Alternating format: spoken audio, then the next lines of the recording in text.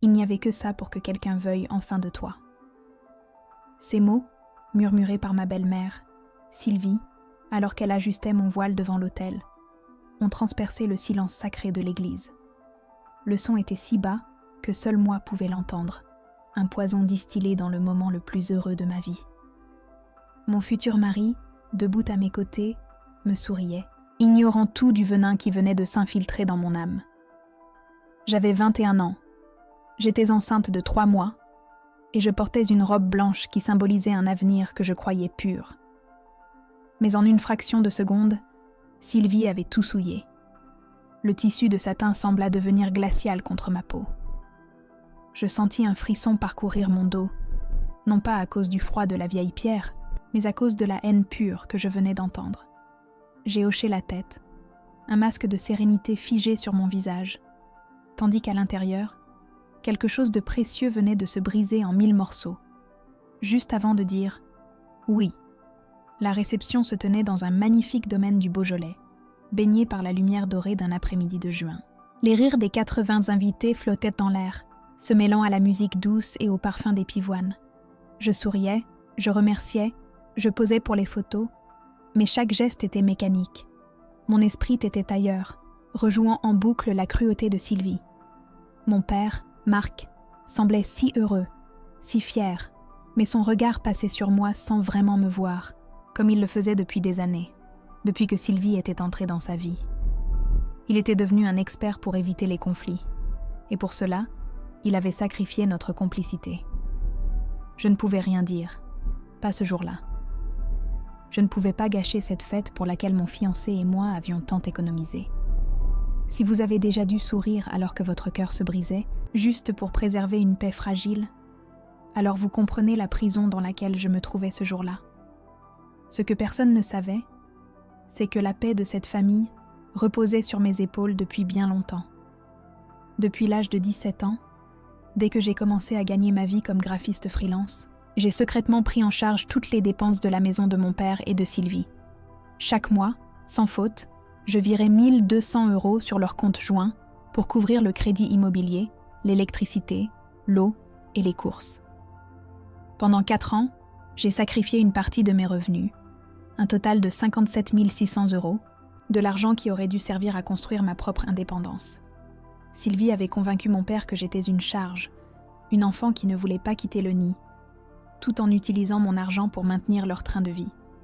Elle me faisait croire que la santé de mon père était fragile et que ma présence était indispensable, tissant une toile de culpabilité qui m'empêchait de partir. Pendant que les invités levaient leur verre à notre bonheur, je regardais Sylvie, rayonnante dans sa robe de créateur, jouer à la perfection son rôle de belle-mère aimante et dévouée. Elle passait de table en table, charmant tout le monde avec son sourire étudié et ses paroles mielleuses. Elle était la maîtresse de maison impeccable, celle qui, aux yeux de tous, avait si bien géré le budget familial pour offrir un mariage de rêve. Personne ne pouvait imaginer la vérité. Personne ne pouvait deviner que sa générosité affichée était financée par la jeune femme qu'elle venait d'humilier à l'autel.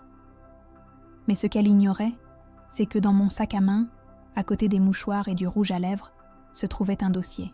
Un simple dossier en carton qui pesait bien plus lourd que mon bouquet de mariée et qui contenait la preuve de chacune de ses manipulations. La fête ne faisait que commencer. Mais pour elle, la fin était déjà écrite.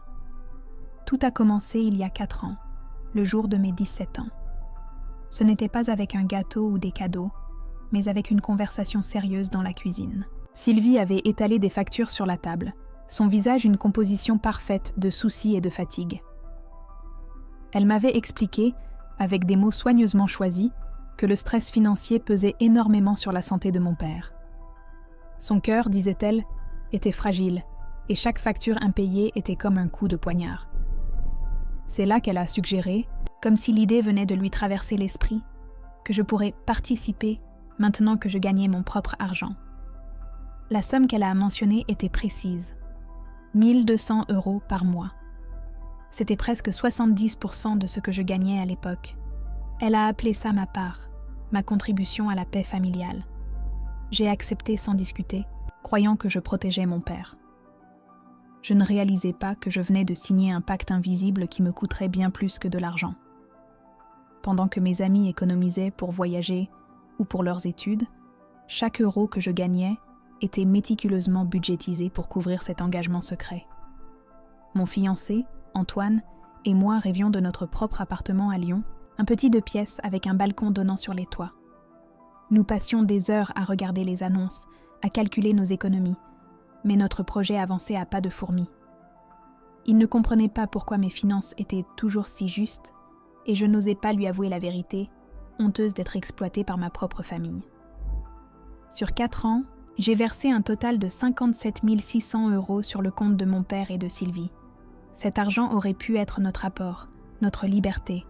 Au lieu de cela, il a servi à financer leurs dîners au restaurant, leurs week-ends improvisés et la garde-robe de Sylvie, tandis que je portais les mêmes vêtements saison après saison, me sentant de plus en plus invisible dans la maison que je finançais. Le piège n'était pas seulement financier, il était psychologique. Chaque fois que j'évoquais l'idée de prendre mon indépendance, Sylvie trouvait un moyen de faire dérailler la conversation. Je me souviens d'une soirée où j'avais timidement annoncé avoir trouvé une piste sérieuse pour un logement. Mon père avait semblé heureux pour moi un instant, mais le regard de Sylvie s'était immédiatement assombri. Elle avait posé sa main sur son front, feignant un mal de tête soudain, et avait murmuré que l'idée de me voir partir la rendait malade d'inquiétude pour Marc. Comment allait-il gérer le stress sans mon soutien discret ?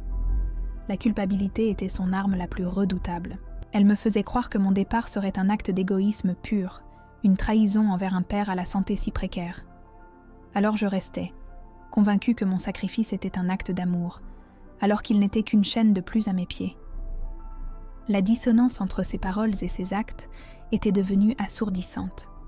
Elle se plaignait constamment du coût de la vie, soupirant devant le prix des légumes au marché, tout en revenant de ses virées shopping avec des sacs de boutique de luxe. Un jour, je l'ai vue déballer un sac à main en cuir italien coûtant plus de 800 €.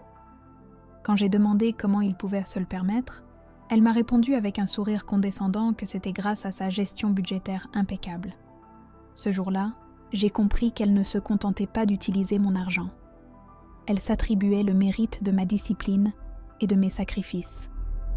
Elle me volait non seulement mes revenus, mais aussi ma dignité, me faisant passer pour une enfant dépendante aux yeux de tous, y compris de mon propre père, qui ne voyait que la façade qu'elle lui présentait. Il ne posait jamais de questions, trop heureux de croire à cette illusion de stabilité. La semaine précédant le mariage, une froide résolution s'est emparée de moi. C'était fini. Je ne pouvais plus continuer à vivre dans ce mensonge. Tard dans la nuit, alors que toute la maison dormait, je me suis connectée à mon compte bancaire en ligne.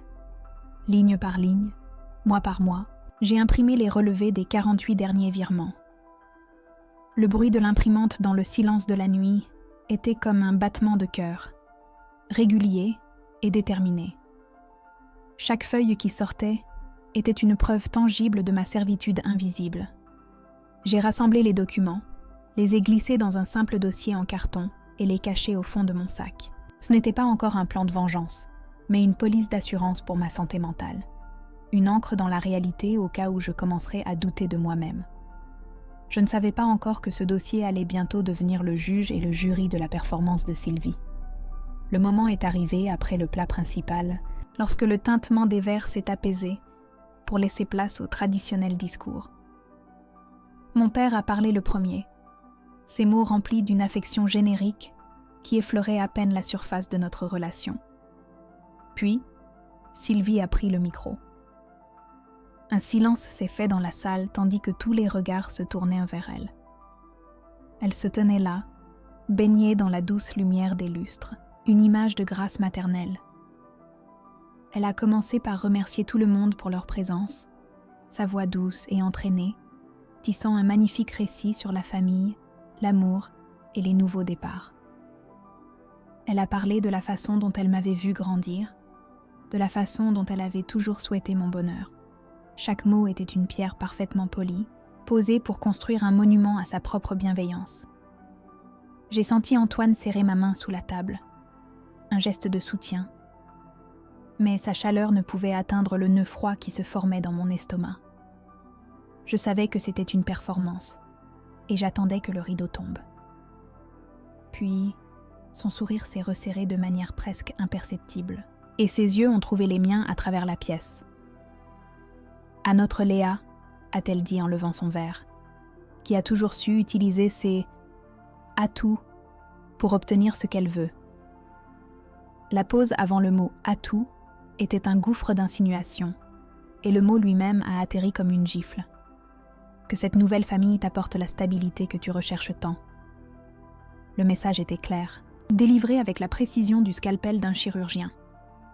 Devant 80 témoins, elle venait de me réduire à une manipulatrice qui avait utilisé sa grossesse pour piéger un homme. La chaleur a quitté mon corps, remplacé par un vide glacial. Le murmure à l'hôtel était une attaque privée, une blessure intime. Ceci était une exécution publique. Le monde s'est mis à tourner au ralenti, le son des applaudissements polis devenant un bourdonnement lointain et menaçant. Elle n'avait pas seulement sali mon mariage, elle venait de déclarer une guerre que je n'avais jamais voulu mener. Les invités applaudirent, la plupart par pure courtoisie, sans saisir la cruauté cachée derrière ce compliment empoisonné. Antoine se pencha vers moi, le front plissé. « Qu'est-ce qu'elle a voulu dire ?» murmura-t-il, mais je ne pouvais pas répondre. Mes yeux étaient rivés sur Sylvie, qui reposait le micro et acceptait les félicitations de la table voisine avec un sourire triomphant. Elle avait gagné. Elle m'avait humiliée devant tout le monde, et j'étais impuissante. Mon père, lui, rayonnait, complètement aveugle au venin. Il leva son verre vers elle, un geste de pure approbation. C'est à cet instant précis que le dernier fil qui me rattachait à l'espoir s'est rompu. J'ai compris qu'il ne me verrait jamais, qu'il ne me défendrait jamais. Toute illusion que mon sacrifice avait un sens, que notre famille pouvait être sauvée, s'est éteinte pour toujours dans le bruit des verres qui trinquent entre les mains des convives. Une étrange clarté s'est installée en moi. La douleur n'était plus une vague submergente, mais un bloc de glace solide au centre de ma poitrine. La fille qui avait pleuré en silence pendant des années, qui avait accepté l'inacceptable au nom d'une paix familiale factice, venait de mourir.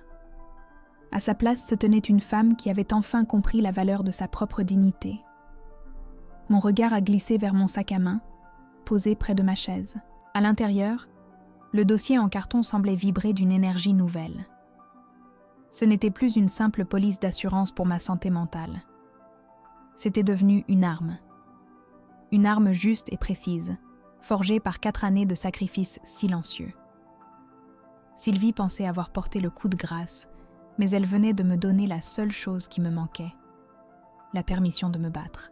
La rage qui montait en moi n'était pas chaude et explosive, mais froide, calme et absolument déterminée. Le temps de la soumission était révolu. J'ai attendu que les applaudissements s'éteignent complètement et que l'animateur annonce la prochaine chanson pour l'ouverture du bal. Le bruit des chaises qui raclèrent le sol et les rires des invités créaient une couverture parfaite pour mon mouvement. Lentement, sans un mot pour Antoine, je me suis levée. Ma robe de mariée a bruissé autour de moi, un son qui semblait maintenant appartenir à une autre vie. J'ai contourné la table d'honneur avec une grâce que je ne me connaissais pas, chaque pas mesuré et délibéré. Tous les regards étaient tournés vers la piste de danse. Personne ne faisait attention à moi. Personne, sauf Sylvie. Je l'ai vue me suivre du coin de l'œil, son sourire se figeant légèrement en une expression d'interrogation. J'ai ignoré son regard et me suis dirigée directement vers la petite scène où l'animateur avait laissé le micro sur son pied. Ma main a effleuré le métal froid. Le combat allait enfin commencer. La main posée sur le métal froid du micro, j'ai eu une vision fugace de la scène que je m'apprêtais à déclencher. Les visages choqués, le silence assourdissant, les larmes de mon père. Et au milieu de tout ça, le triomphe malsain de Sylvie, qui parviendrait sans doute à se poser en victime, accusant la jeune mariée hystérique de gâcher sa propre fête. Non, ce ne serait pas ma victoire. Ce serait juste plus de chaos, plus de drame, une autre bataille qu'elle retournerait contre moi. J'ai retiré ma main comme si le micro me brûlait. La vengeance n'était pas un cri dans une salle bondée. C'était un acte de justice, froid et précis. J'ai fait demi-tour, retournant à ma place dans un brouillard de confusion feinte, comme si je m'étais simplement levée pour ajuster ma robe. Personne n'a rien remarqué. Je me suis rassise, le cœur battant non plus de rage, mais d'une concentration intense. Le plan n'était pas encore clair, mais son objectif l'était. Je n'allais pas la détruire avec du bruit, mais avec la vérité. Mon regard a balayé la salle, passant sur les visages souriants et inconscients du drame qui se jouait en silence. Je cherchais un allié, un point d'ancrage dans cette mer d'illusions, et je l'ai trouvé. Tante Hélène, la sœur aînée de mon père, était assise à la table numéro 3. Elle observait la scène non pas avec l'enthousiasme festif des autres, mais avec le regard perçant d'une femme qui a toujours su lire entre les lignes. Hélène n'avait jamais porté Sylvie dans son cœur. Je me souvenais de ses remarques discrètes au fil des ans, des questions pointues sur les finances de mon père, des sourcils haussés face aux dépenses extravagantes de sa belle-sœur. Elle était la seule personne dans cette pièce que Marc respectait sans condition, la seule dont le jugement pouvait briser le mur de déni qu'il avait construit autour de lui. Elle était pragmatique, juste, et elle n'avait aucune patience pour le théâtre. En cet instant, j'ai su.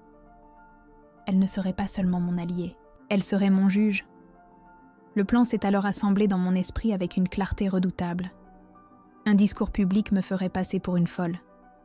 Mais un dossier, remis à la bonne personne, serait irréfutable. Je n'allais pas crier la vérité, j'allais la laisser se dévoiler d'elle-même, entre les mains de la seule personne capable de la faire entendre. J'attendrai le moment parfait, non pas un moment de colère, mais un moment de calme, lorsque l'attention serait à son comble. L'ouverture du bal peut-être, ou le moment du gâteau. Je me lèverai, je marcherai jusqu'à sa table, et je lui confierai le dossier. Pas à mon père, pas à Sylvie, mais à Hélène. Je lui dirai simplement une phrase, quelque chose comme « Tante Hélène, toi qui aimes les contes clairs, jette un œil à ceci. » Et ensuite, je n'aurai plus rien à faire. Le poison de Sylvie était le mensonge. Mon antidote serait la preuve. Une preuve silencieuse, méthodique et absolument dévastatrice. J'ai glissé ma main dans mon sac et mes doigts ont effleuré le carton rêche du dossier. Il était si fin, si anodin. Pourtant, il contenait le poids de 4 années de ma vie. 57 600 €. Chaque feuille à l'intérieur était un mois de sacrifice, un rêve reporté, une conversation évitée avec Antoine. C'était la preuve tangible de ma servitude volontaire, de l'amour que j'avais cru donner à mon père et qui avait été détourné pour financer le luxe d'une femme qui me méprisait. Ce n'était plus seulement une collection de relevés bancaires, c'était devenu un testament. Le testament de la fille que j'avais été et l'acte de naissance de la femme que je devais devenir. En le touchant, j'ai senti une force nouvelle m'envahir. Ce n'était pas de la haine, c'était de la dignité, une chose que j'avais laissée piétiner pendant bien trop longtemps et que j'étais sur le point de réclamer. L'animateur a annoncé notre première danse. Antoine m'a tendu la main, son visage rayonnant d'un amour si pur qu'il m'a brisé le cœur une seconde fois. J'ai pris sa main, me suis levée et l'ai suivie sur la piste de danse. La musique a commencé, une mélodie douce et romantique qui contrastait violemment avec la tempête qui faisait rage en moi. Alors que nous nous balancions lentement au centre de la pièce, sous le regard de tous nos invités, mes yeux sont restés fixés sur la table numéro 3. Sylvie souriait, levant son verre dans notre direction, persuadée d'avoir gagné la partie. Elle pensait que cette danse était le début de ma nouvelle vie, une vie où elle continuerait de tirer les ficelles en coulisses.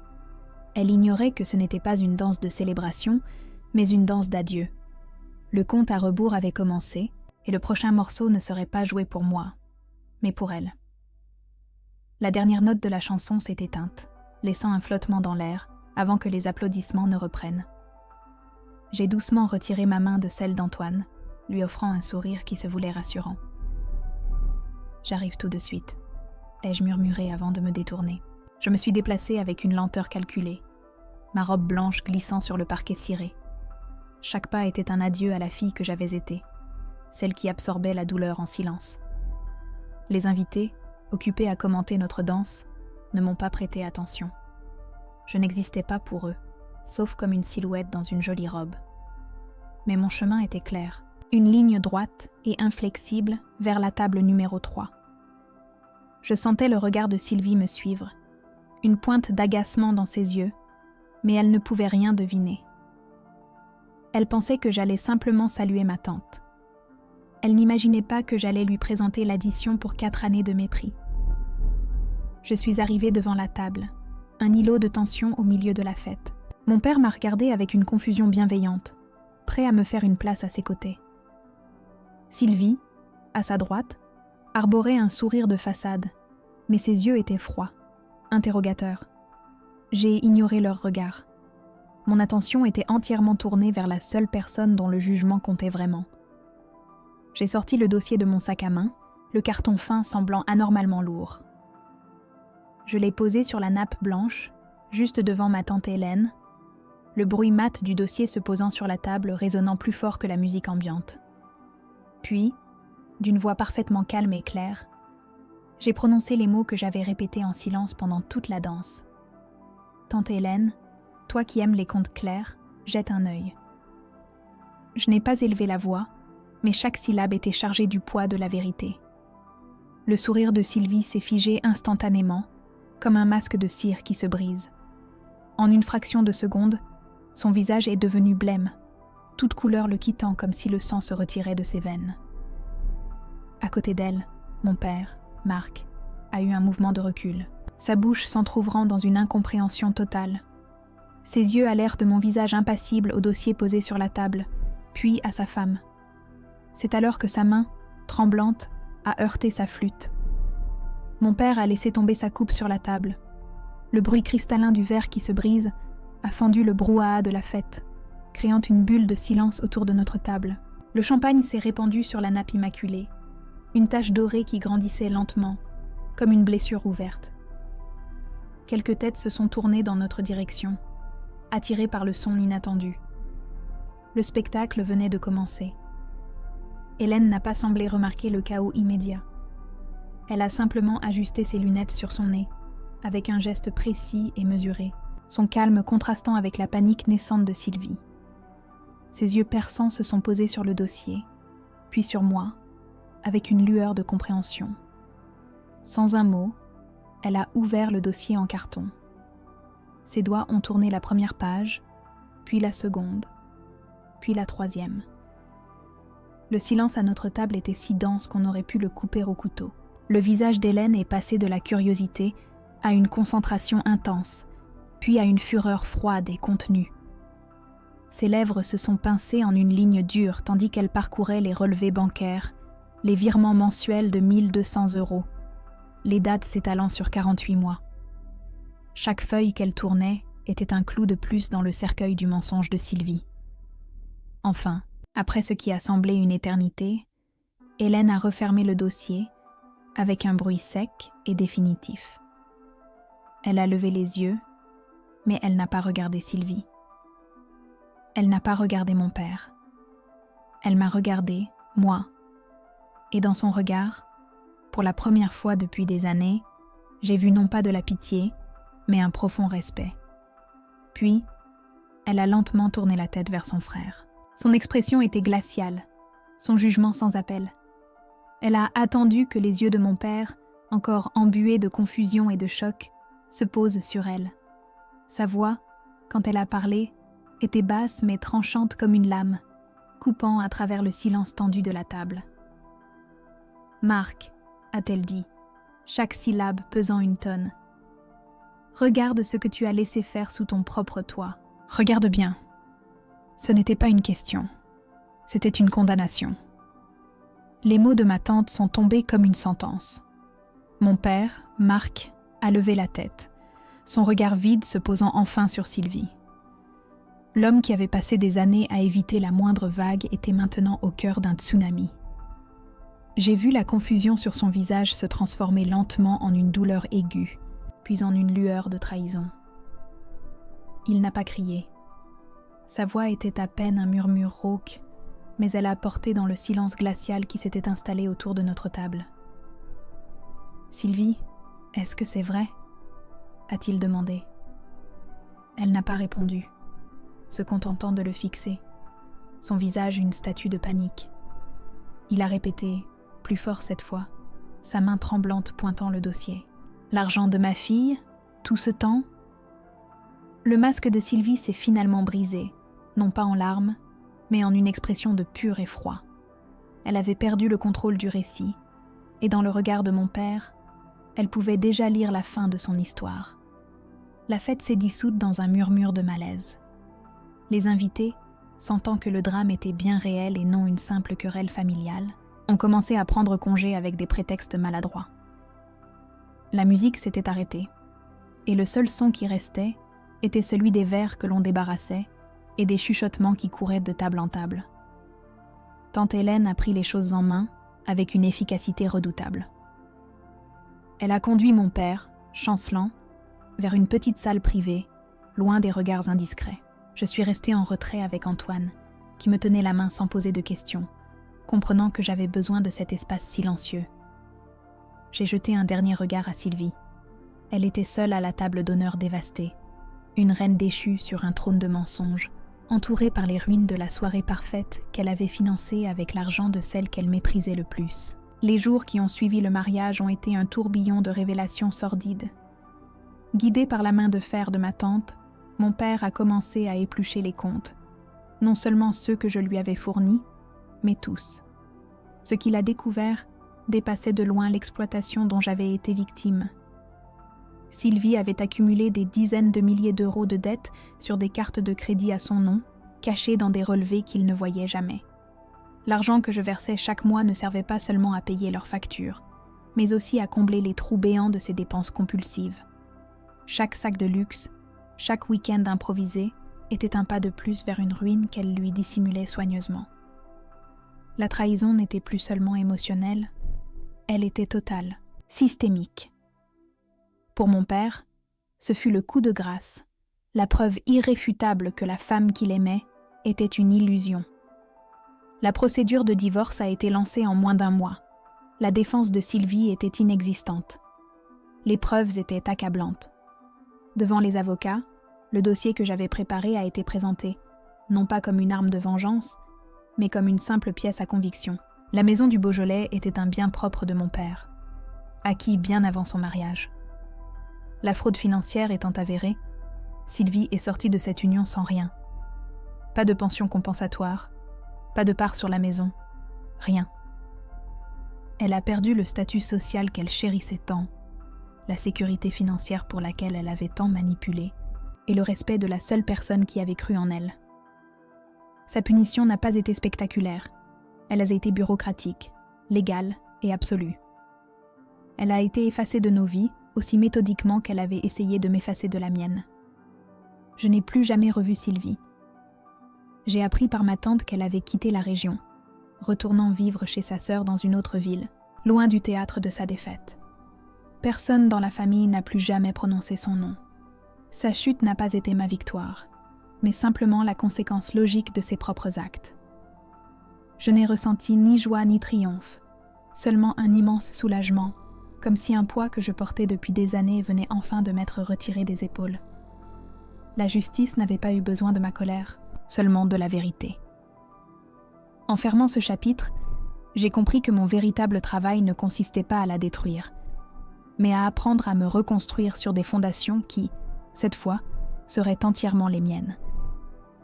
Le plus dur était passé, mais le chemin vers la paix ne faisait que commencer. 6 mois se sont écoulés. Je suis assise dans le fauteuil de notre nouvel appartement à Lyon, ma fille, Chloé, endormie sur ma poitrine. La lumière douce de l'après-midi filtre à travers les rideaux, peignant des motifs changeants sur le parquet. Antoine est dans la cuisine. Le son discret de ses mouvements est la bande-son de notre nouvelle vie. Cet endroit est à nous. Chaque meuble, chaque couleur sur les murs, chaque facture que nous payons ensemble est le fruit de notre travail, de notre honnêteté. Il n'y a plus de secrets financiers, plus de sacrifices cachés. La paix que je ressens ici n'est pas une paix fragile, achetée au prix de mon silence. C'est une paix solide, construite sur des fondations de vérité et de respect mutuel.